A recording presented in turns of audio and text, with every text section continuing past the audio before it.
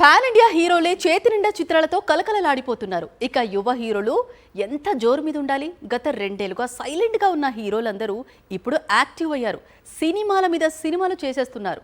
దీంతో రానున్న తెలుగు సినీ పరిశ్రమ యువ హీరో కొత్త చిత్రాలతో కలకలలాడిపోనుంది. సంక్రాంతికి రిలీజ్ అయి హిట్ అయిన చిత్రాల్లో నారీ నారీ నడుమ మురారి ఒకటి. ఈ చిత్రంతో శర్వానంద్ మళ్లీ టాలీవుడ్ కు కంబ్యాక్ ఇచ్చాడు. ప్రస్తుతం రెట్టించిన ఉత్సాహంతో బైకర్ రిలీజ్ చేస్తున్నాడు. ఆ తర్వాత లైన్ లో భోగి ఉంది. వచ్చే సంక్రాంతికి శ్రీను వైట్ల మూవీని విడుదల చేస్తానని ప్రకటించాడు. మరి శర్వానంద్ స్పీడ్ కాకపోయినా mega young heroes Varun Tej, Sai Dharam Tej కూడా కొత్త చిత్రాలతో మళ్లీ బిజీ అవుతున్నారు.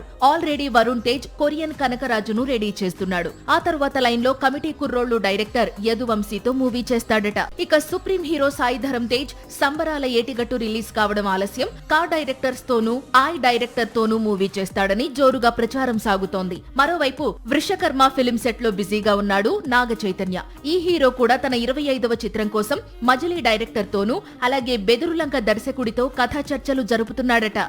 సాక్షి టీవీ ప్రసారాలను నిలిపివేయడం చట్టరీత్యా నేరం. సాక్షి టీవీ ప్రసారాల కోసం మీ స్థానిక కేబుల్ ఆపరేటర్ను వెంటనే సంప్రదించండి.